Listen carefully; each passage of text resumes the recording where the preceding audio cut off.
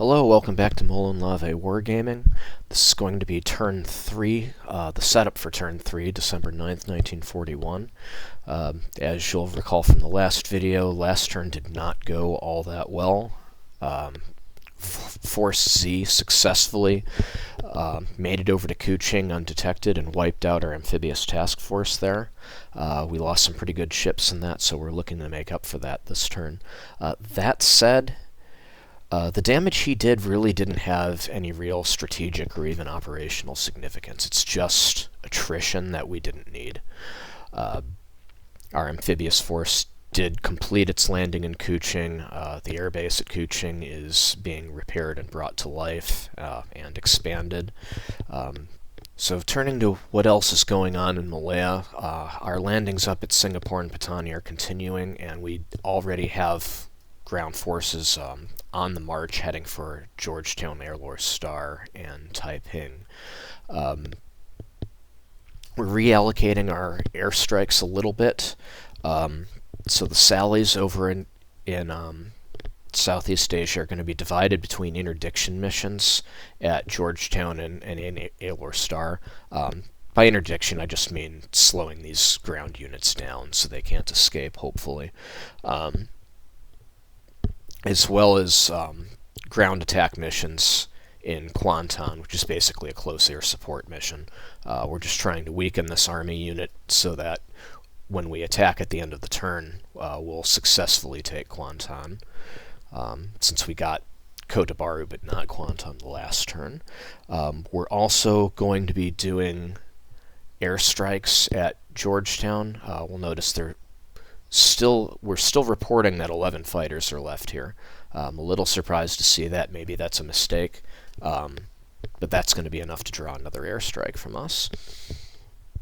And then our naval bombers, in addition to keeping a lookout for Force Z, their secondary mission is going to be Kuala Lumpur. We don't have anything reported there now.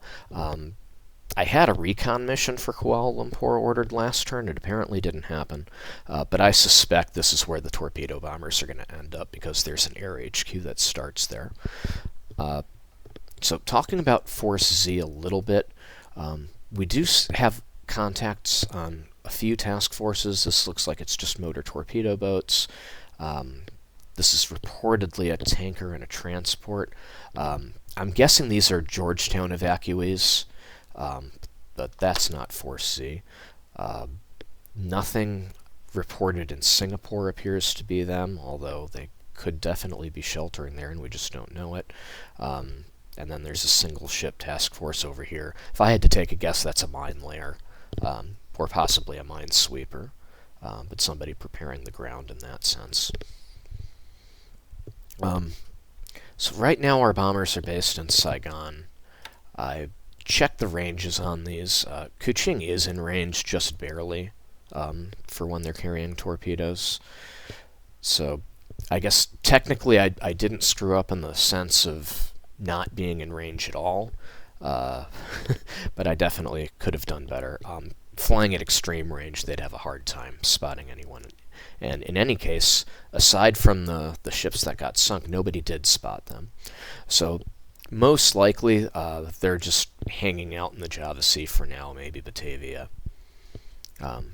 looking for another chance to strike. The land forces that made it to Kota Bharu are now going to split up. Some of them are going to keep chasing the retreating army units down. This is shown as a rail line on the map, but it's also a road. Just a small one. Then we'll have another regiment joining the main thrust of units heading down the larger roads down the east coast. Kuantan's looking pretty good. We still have 2 operational regiments here, and you can see the fatigue isn't... here, hold on, let's sort that. So low fatigue, low disruption here, so we're not too worried about having them attack for a second turn in a row. And meanwhile, their unit did take more casualties than mine, and their fort levels came down. So between that and hopefully getting some airstrikes to succeed, I expect we'll be able to take Kuantan next turn. Over here in Kotabaru, we've rebased some zeros and some nates. So we'll have less fatigue and hopefully greater air coverage here in Kwantan while we're nervously awaiting the arrival of the enemy torpedo bombers. But having the zeros fly out of Sok Trong is not going to work over the long term, so the sooner we get them, the better.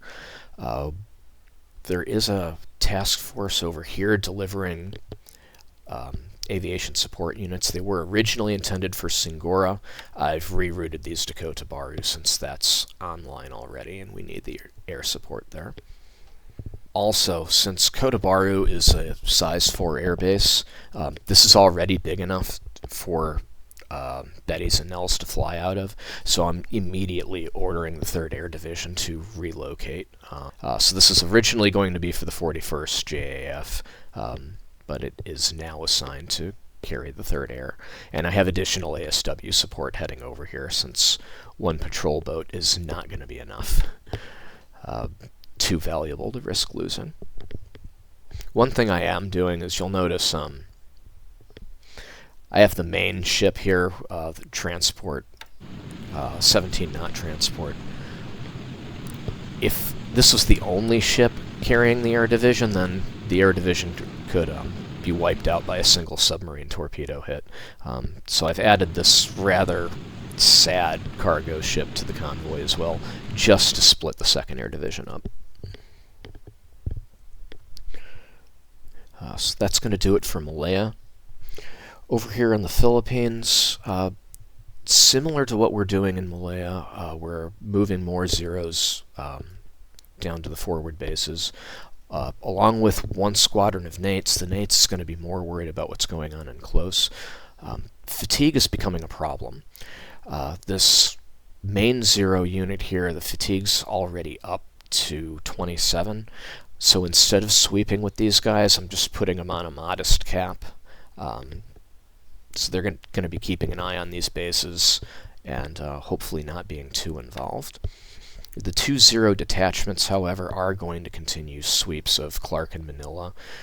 These detachments are only 9 aircraft each, which isn't a whole lot. However, Clark and Manila suffered quite a bit of fighter casualties over the last couple turns. Not only in the air, but also a lot of aircraft damage on the ground. So I'm hoping that 9 zeros going in will be enough to at least keep them suppressed, to keep the skies clear for the airstrikes.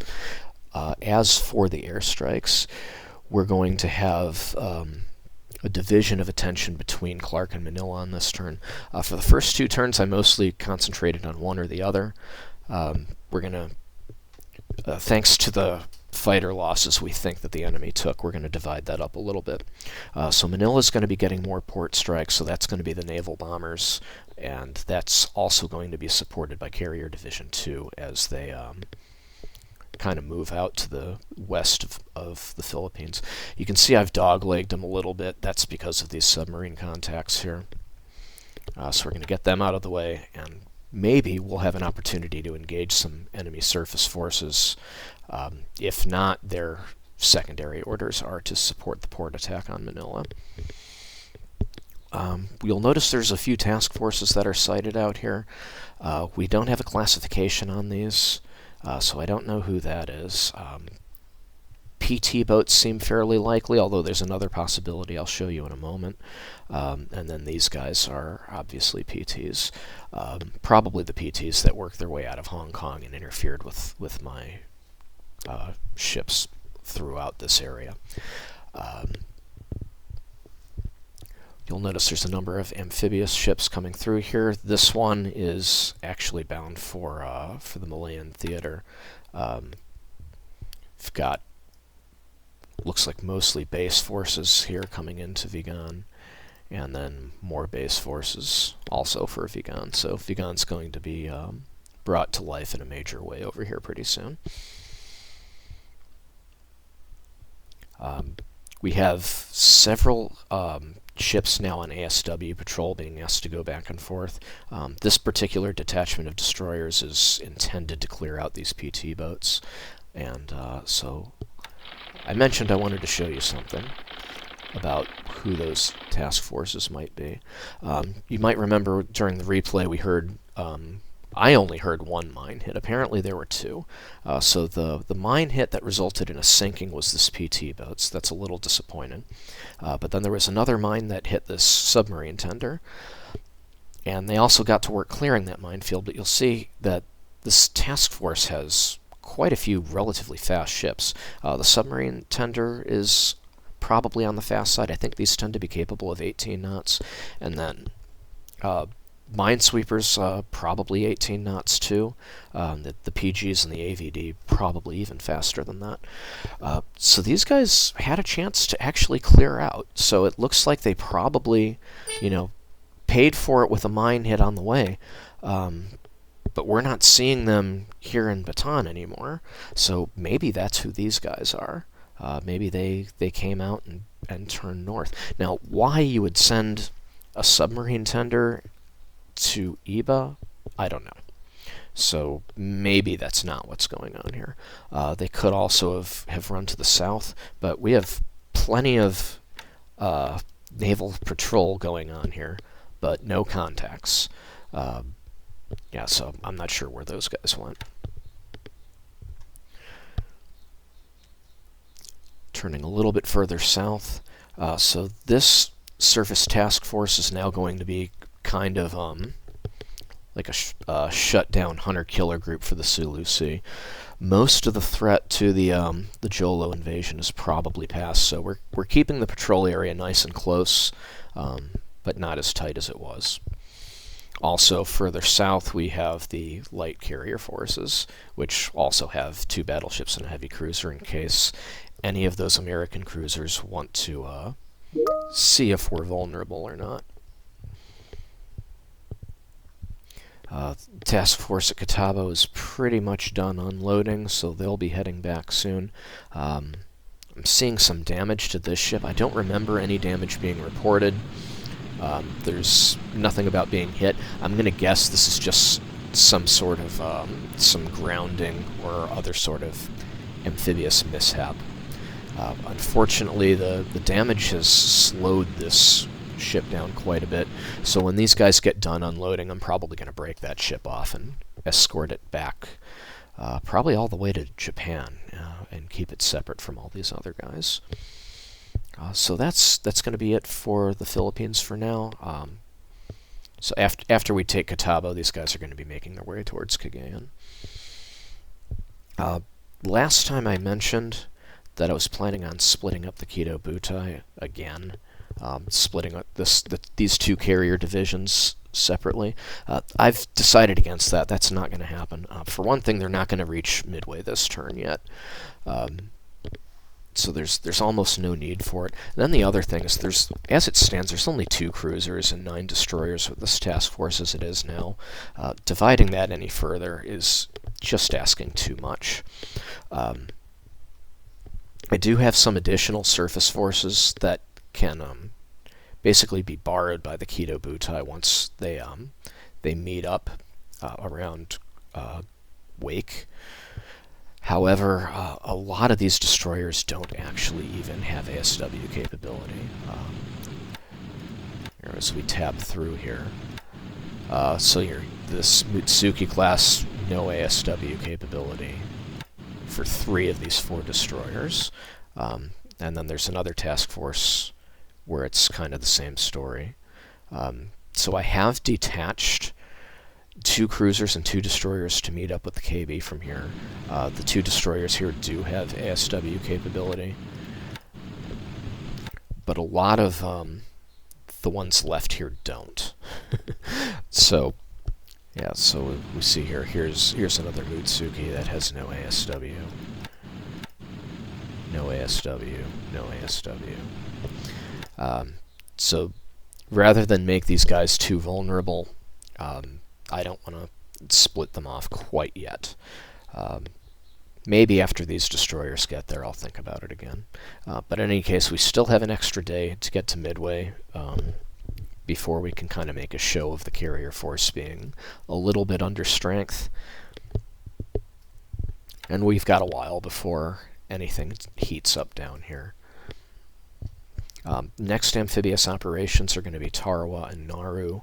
And I think I mentioned before, we already have stuff inbound to Kavieng, Rabaul, and Shortlands. I've also picked up a Naval Guard unit here at Jaluit, and they're going to be headed for Tulagi. The only other thing we have to talk about is China. I've already had my army units reach Hong Kong. For now, I'm ordering a probing bombardment attack. We don't have that much AV in here as it stands, so I would like to reinforce this a little bit before we really get to work.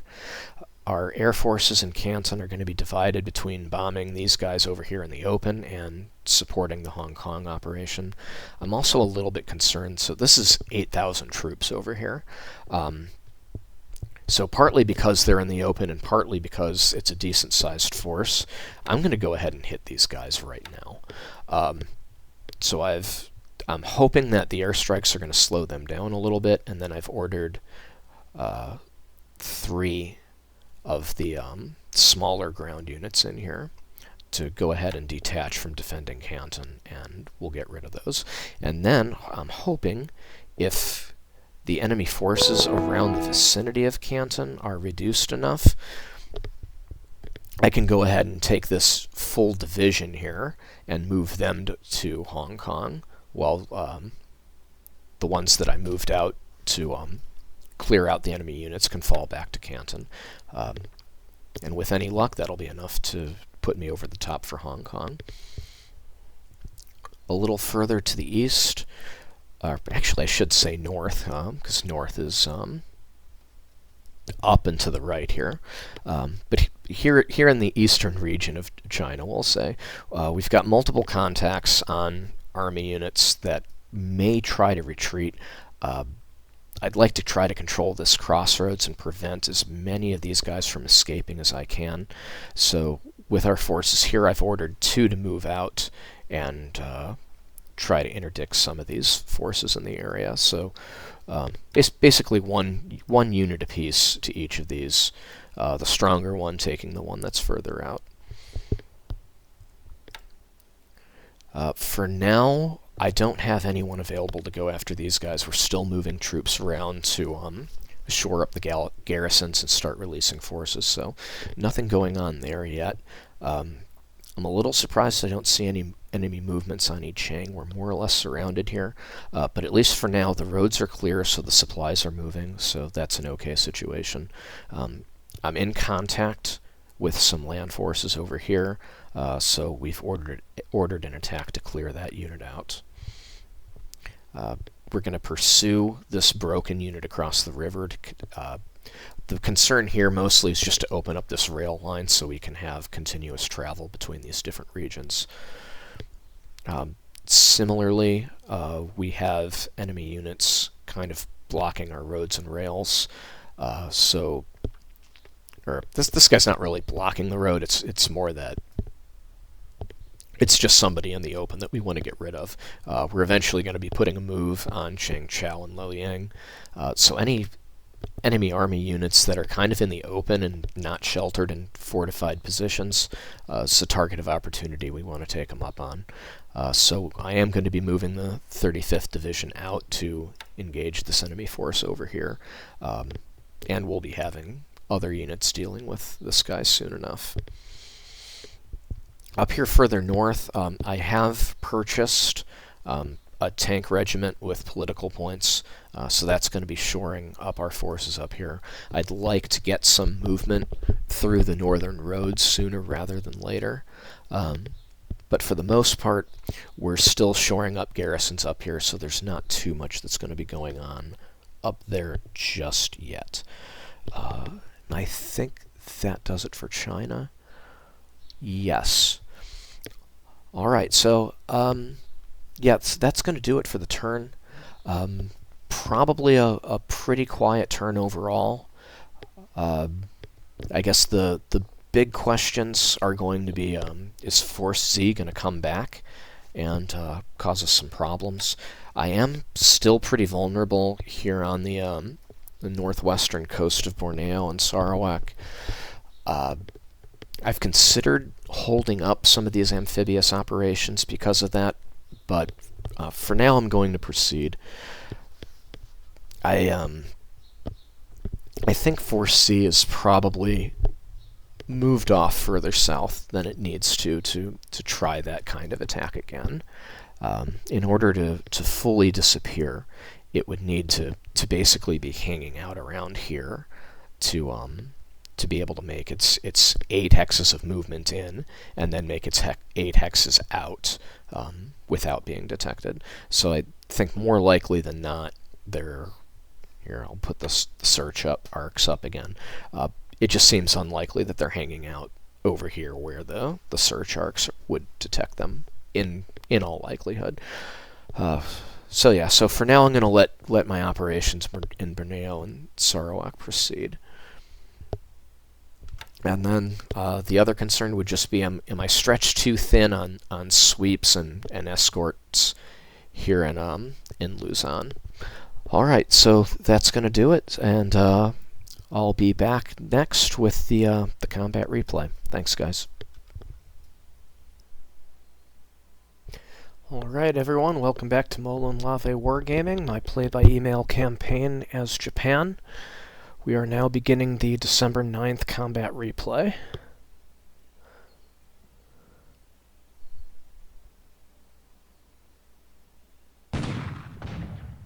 Right, so we've got our amphibious force continuing to unload at Katabo.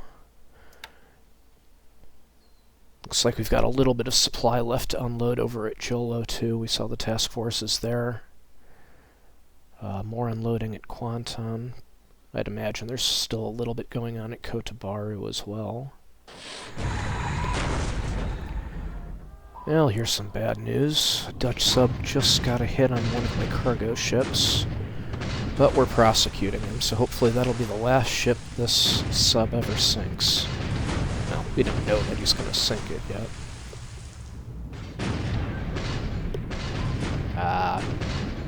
Little guy ran us out of ammo. So, unfortunately this ship was still carrying troops. I'm not sure which task force this was. I hope this is not my, Mersing Reserve Force. But I think there's a pretty good chance that's exactly who this is.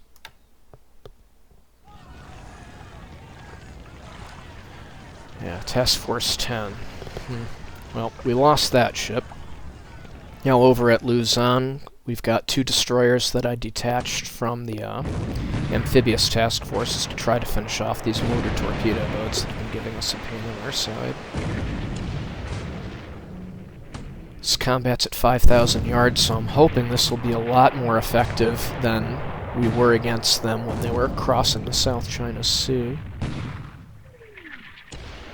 We got one.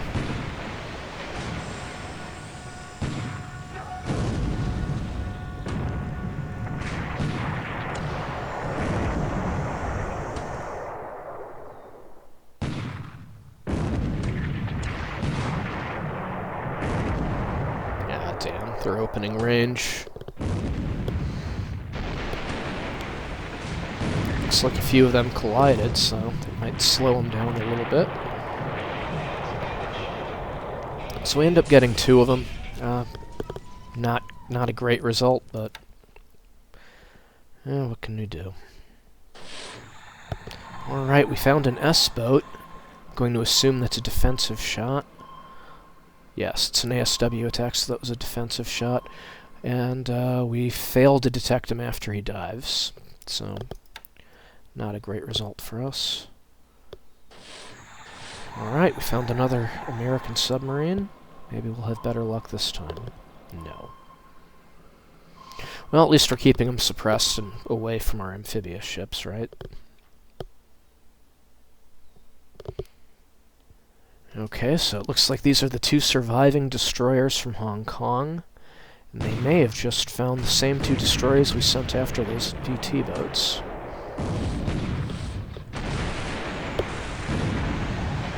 I'm honestly not sure whose destroyers are better here.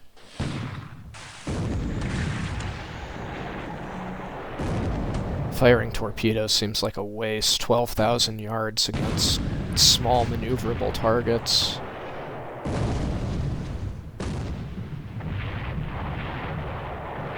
Yeah, I can't say I'm disappointed to break this off. This was an exercise in futility.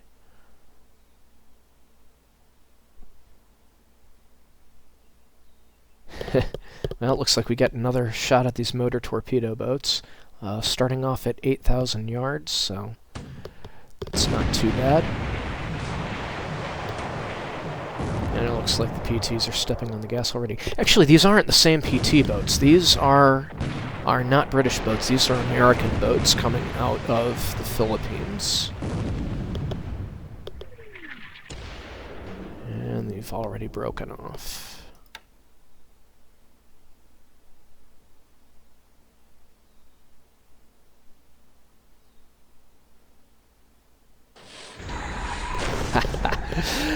Oh, you hate to see it. So it only took 3 days into the war to have a sub versus sub encounter. So the Sea Dragon is torpedoed by the I-123, leaving the port of Manila. I'm pretty sure the Sea Dragon was one of the submarines that was damaged in the December 7th airstrikes, so it might not have even been capable of submerging.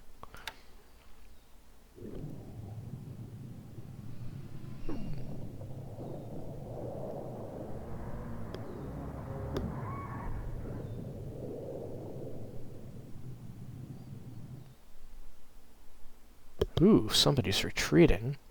Wonder who's strong enough to force a retreat here.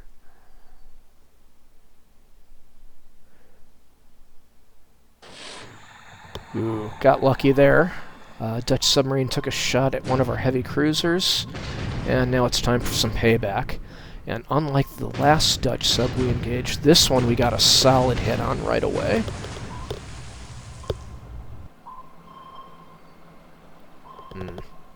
Although, still, overall, that's not going to be enough damage to sink it. This was significantly more damage that we dealt to this submarine than the other one. But no report of heavy damage. Decent chance this guy's going to pack it up and go home for repairs.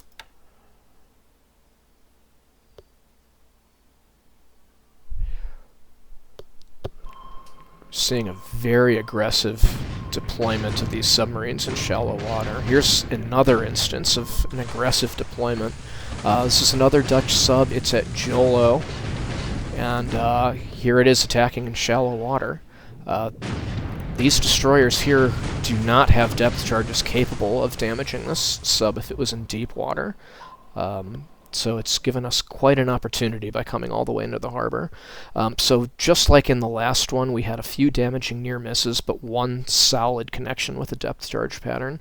So this submarine is, again, not heavily damaged, but perhaps damaged badly enough that it's going to go home for repairs.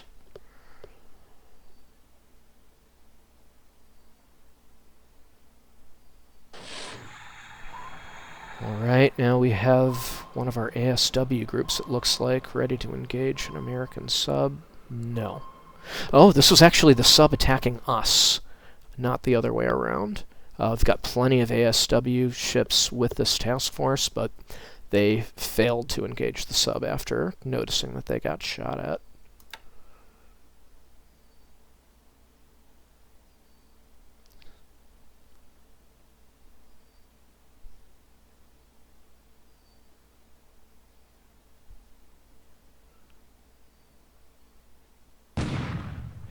Now have an amphibious landing at Miri taking place. A little bit of defensive gunfire, but not much. Won't be enough to save them. Of course, the big question, as we learned yesterday, is what's Force Z going to do about all this? That's going to be a much longer trip than the, what was it, Kuching, I think the name of it was? It's much further down the coast than Kuching is. So much more exposure to our bombers if they decide to do something about this invasion.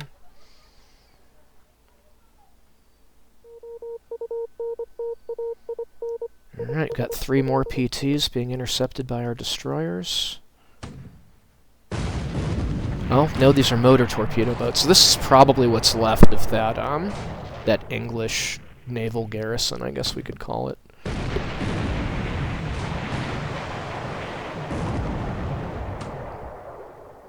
Let's see if we're any more accurate in the daytime. Actually closing range, even though these guys should be pretty fast.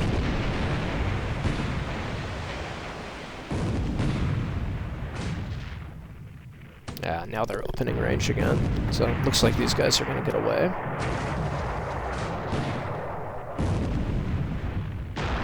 Got one.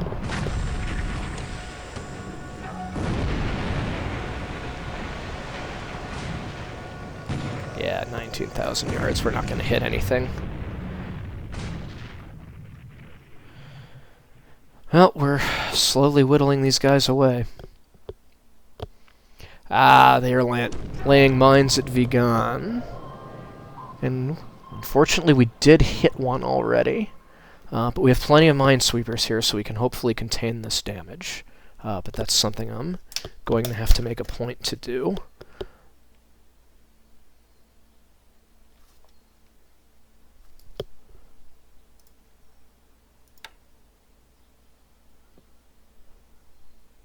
Alright, so these are some patrol boats of ours as part of my anti-submarine gauntlet. The British motor torpedo boats are attacking them. I'm guessing the patrol boats are a little bit tougher in terms of their gunnery. Although they're probably slow enough that these guys are able to close in, and they're at 2,000 yards, so they're pretty close. Their torpedoes would actually be dangerous to these guys.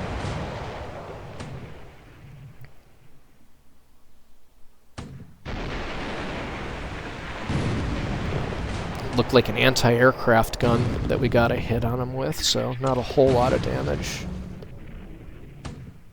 And now that we've opened range to 8,000 and 15,000 yards, the chance of a torpedo impact is pretty low.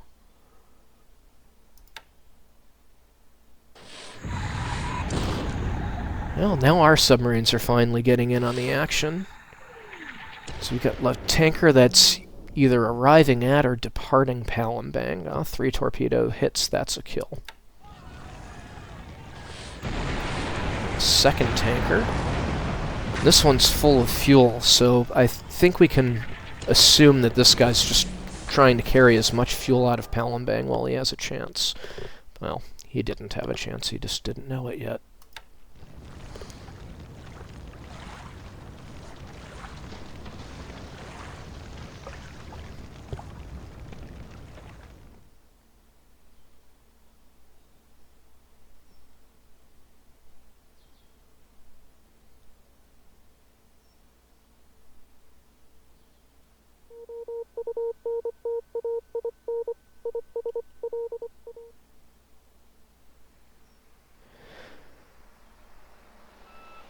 Alright, well, we do have a few destroyers that we know got out. Hopefully, they'll be getting a visit from my carrier aircraft shortly.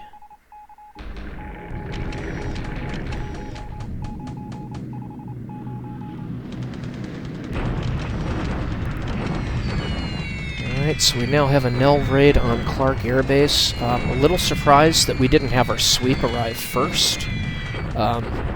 As it turns out, there's no cap in the air anyways, so no huge loss there. I noticed we're not destroying any aircraft with this strike. I didn't see any aircraft reported damaged. I don't know, maybe they're evacuating to Cagayan? I'm going to have to look into that. Alright, so this sweep did take place. So this is Manila.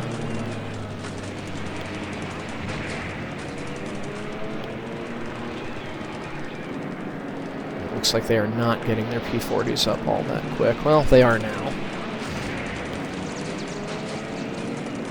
One advantage of a sweep over a cap is just that the cap arrives in force while the sweep arrives in force while the cap arrives piecemeal.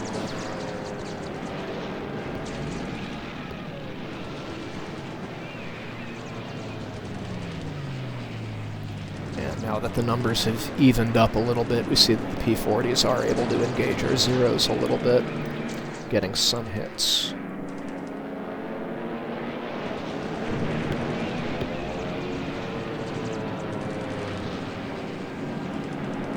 Yeah, we're actually substantially outnumbered now.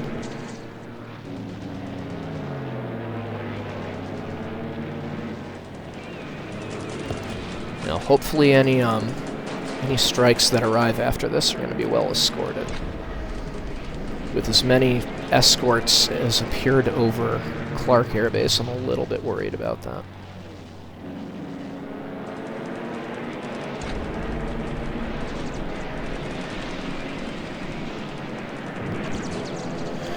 Well, 5 P-40s to 1-0, I can live with that. And again, we can see how badly the mission reports are subject to fog of war. We got way more than 2 enemy aircraft. I'm pretty sure we got 5, so that's just way off. There's our sweep at Clark, arriving late and finding no one.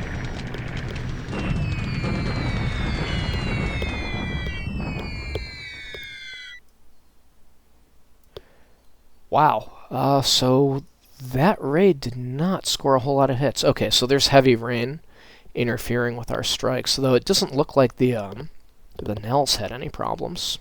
So, a little thrown off by that.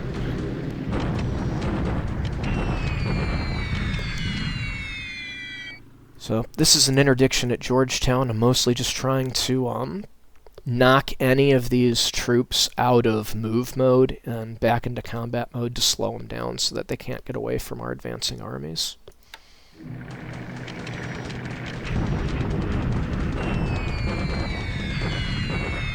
Similarly, we're softening these troops up. We have some armies heading out of Canton to engage these guys, and we want to slow them down so they can't get away. It's another interdiction at Alor Star. Good chance the troops here are actually trying to rail out if they're evacuating. In any case, we can get some casualties on them at least.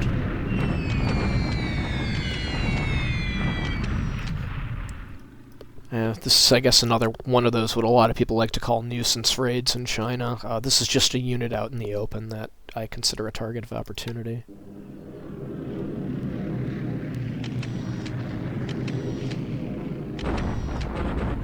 More attacks on the unit outside Canton. And again.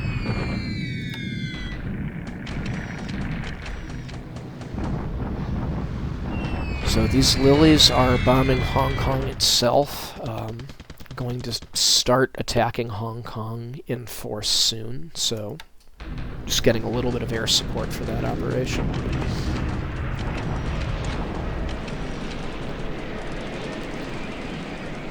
So this is at least the second time we've seen enemy SB-3 bombers try to attack Canton. Usually they just kind of get chased off by these nates.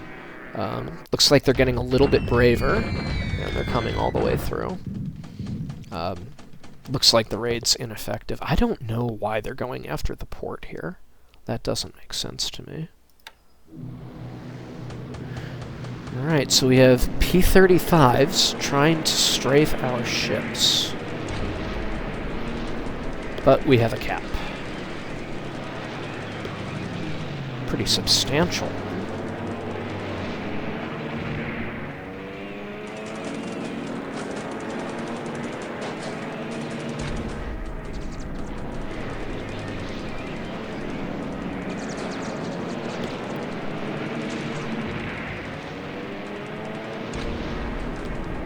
Yeah, this is an absolute mismatch. I believe the Zero versus the P-35 is pretty much a mismatch at any altitude, and at low altitude, that's where the Zero thrives.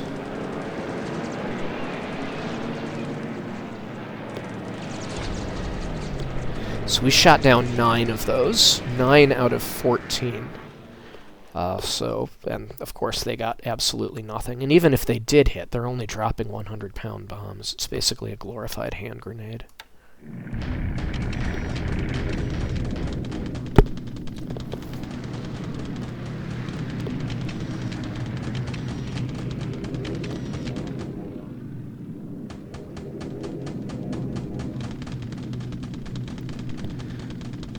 Alright, so the Dutch Air Force is trying to stretch its muscles a little bit.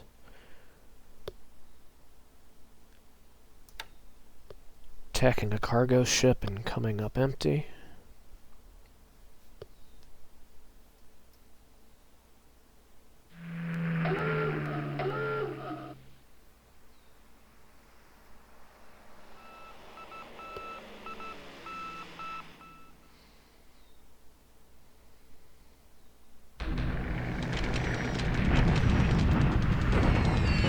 Alright, so here's a strike I've been hoping to get since yesterday.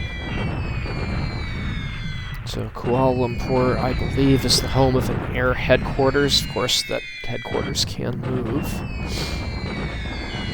My concern would be that this is a good place to base torpedo bombers. We did not receive any reports of damaged aircraft, so it looks like this base is probably empty.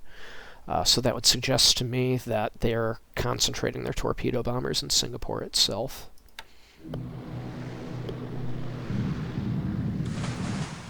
Here we go. Will this finally be the end of the British destroyers? Nope. Nope, our Bettys can't hit anything. Although, to be fair, destroyers are small, fast, and maneuverable. Definitely hard to hit with a torpedo.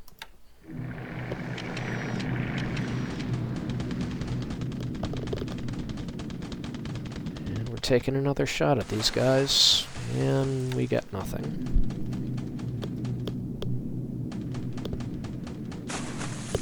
And nothing again.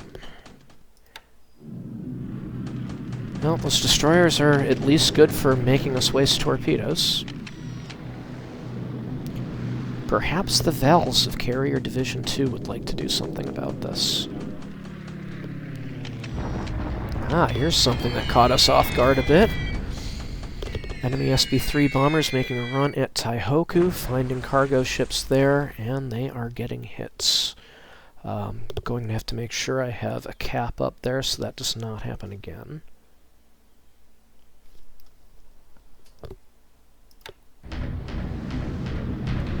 And now it looks like we have a major raid on Kwanton. Well, maybe not that major.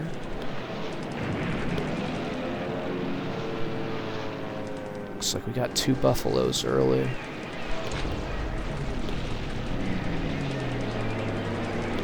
Not seeing torpedo bombers. We just have Whirlways and Blenheims on the strike. Our cap looks pretty strong. So if this is the best they can do, it's really not that great.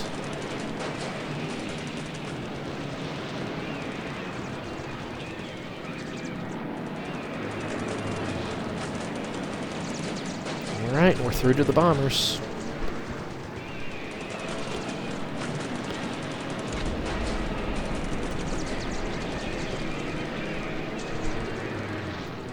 I definitely like the Nates to go after the Whirlways instead of the Blenheims.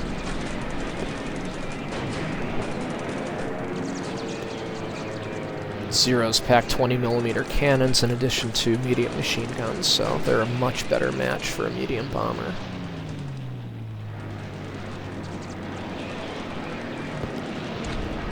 Oscar 1As, like the Nates, are only armed with medium machine guns. So these guys actually get through, in spite of us having a pretty strong cap that made it to the bombers.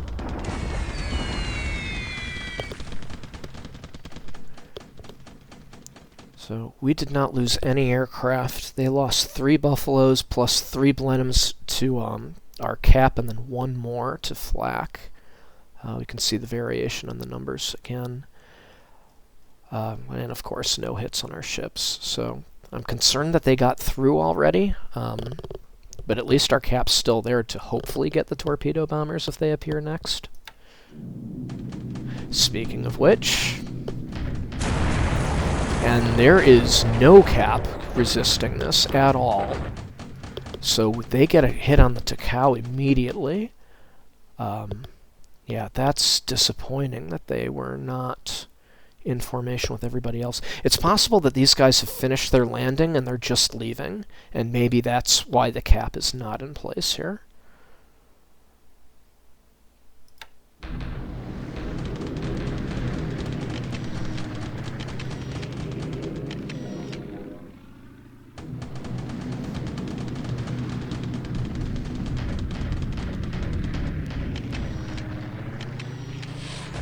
And it looks like we're going to get a third tanker off the coast of Sumatra. Only one hit this time, but heavy fires, heavy damage. That's a death sentence.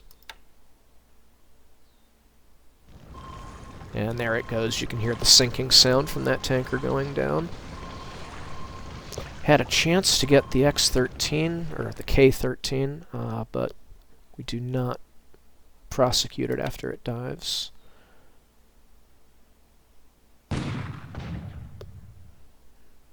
Miri invasion proceeding. We now have our Tarawa landing taking place, along with a landing in Manado.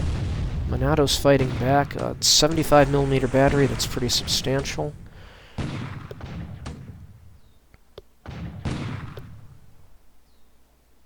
But not enough to stop us. Do take quite a few casualties landing, so that's a bit of a concern.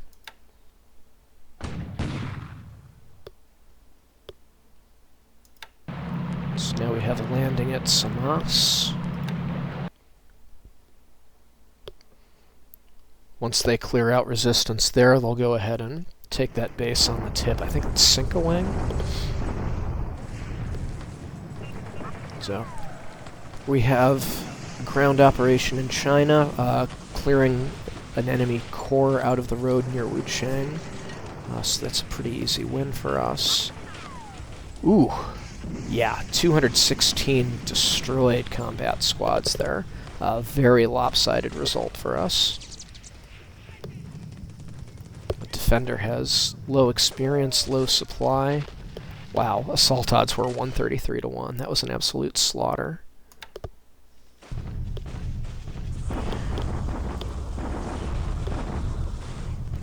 So here at Hong Kong, seeing they don't have all that much defending here. The Kowloon Brigade is their most substantial force at 122 AV.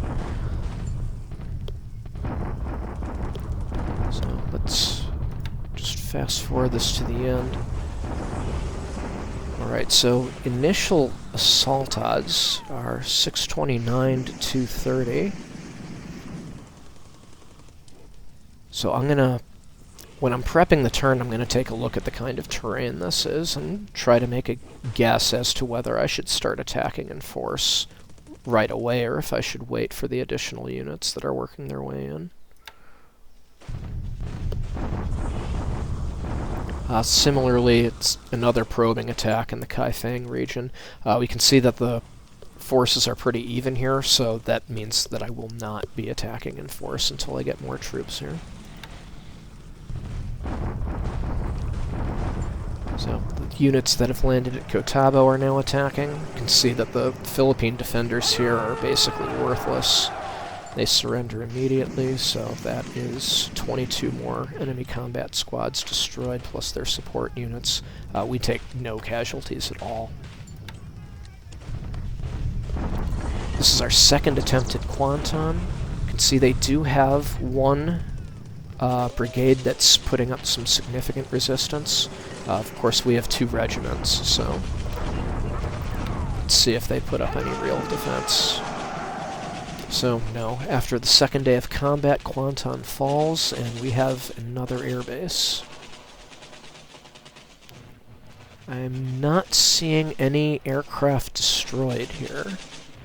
So apparently everything that was there was flyable, and they got it out. So it's a little disappointing. Casualties look pretty good.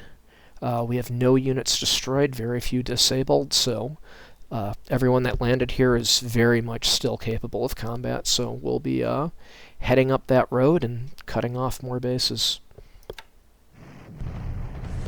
So, shock attack on Tarawa. This is an atoll, so the attack takes place automatically. The Allies are now bombarding us back at Hong Kong for whatever that's worth. Let's see, there's no casualties.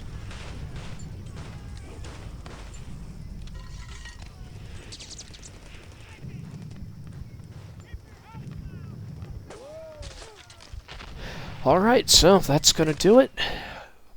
We'll go over the casualties ops report and intel in a moment.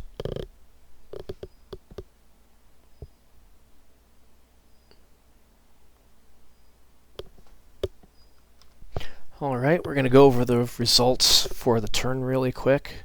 I'm going to try using Tracker for some of this to see if we like it any better. So as far as air losses go, this was an absolute slaughter today.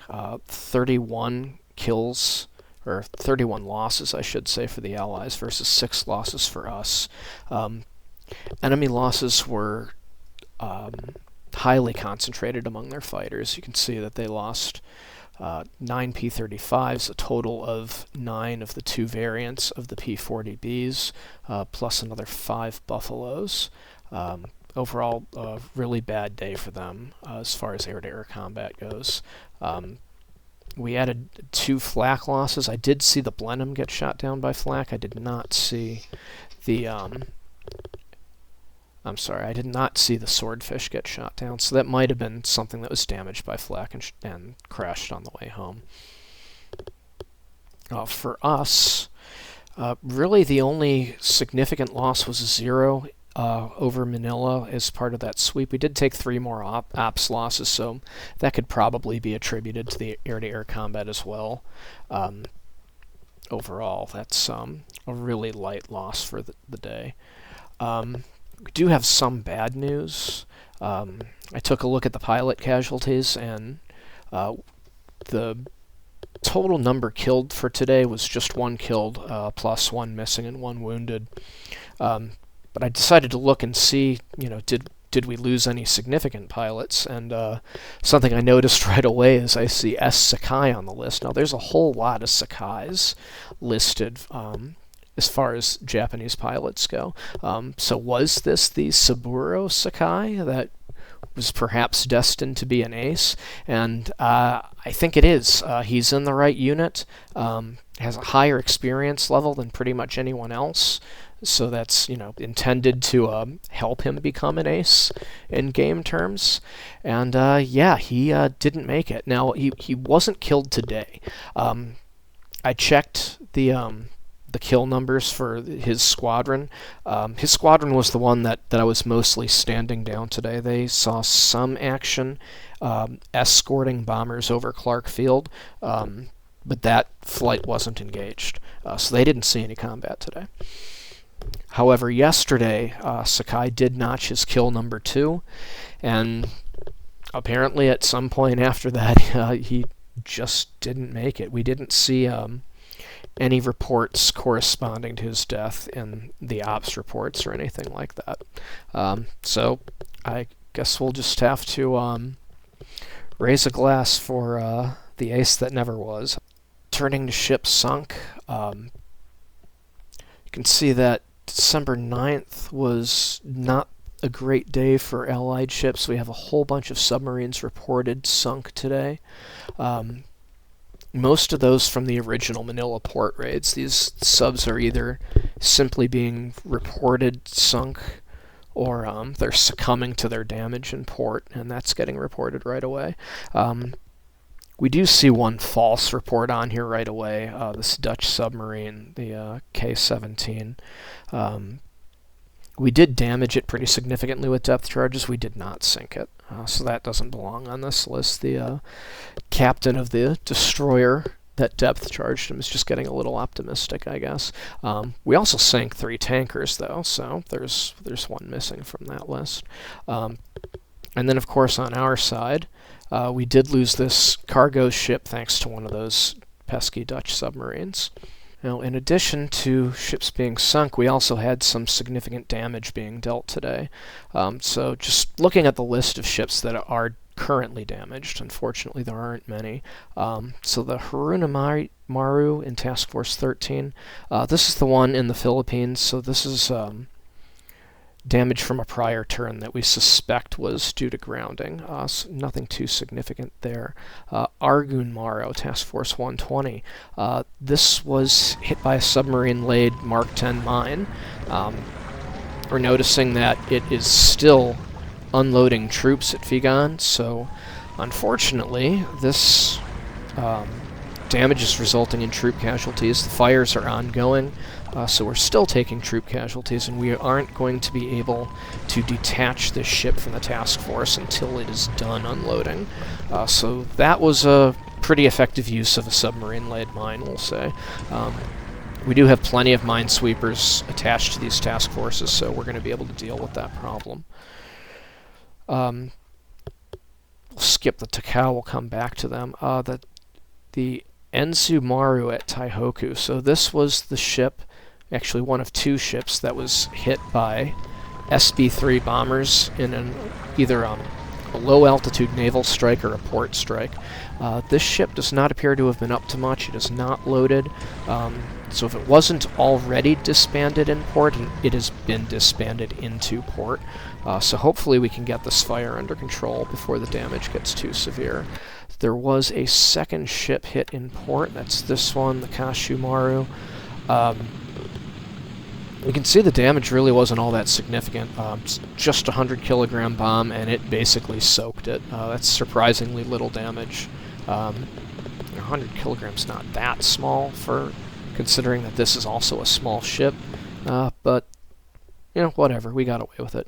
More significantly was the Takao, which is with Task Force 5. Now this is kind of interesting.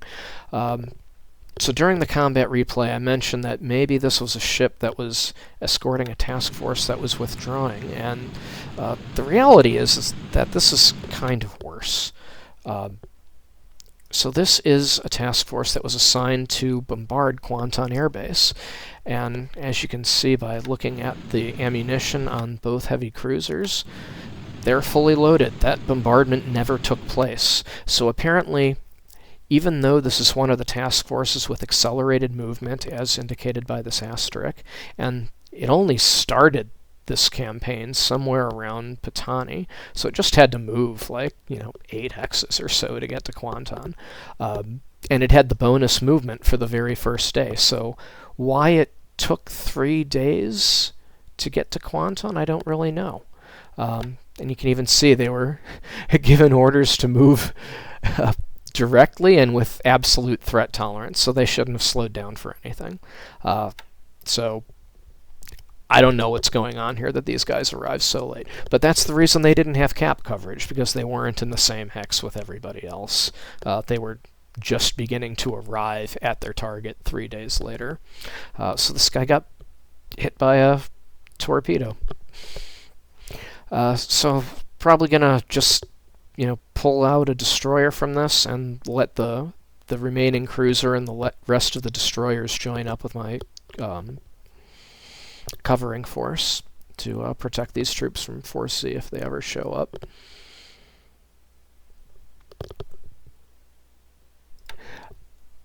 Now, speaking of odd task force behavior, I noticed there's another weird one around here.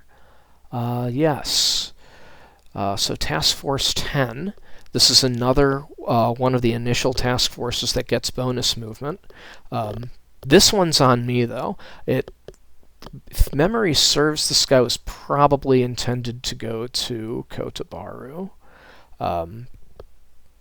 In hindsight, I'm not going to reroute him there because there's not too much going on at Kotabaru anymore, and they're better sent elsewhere. However, I left him on do not unload orders, along with retirement allowed. So this task force reached Kotabaru, turned around, and it's now headed back for base. So I'm going to have to turn this one around again. And part of the reason that I noticed this is because that cargo ship that was sunk by the Dutch submarine this turn was part of this task force.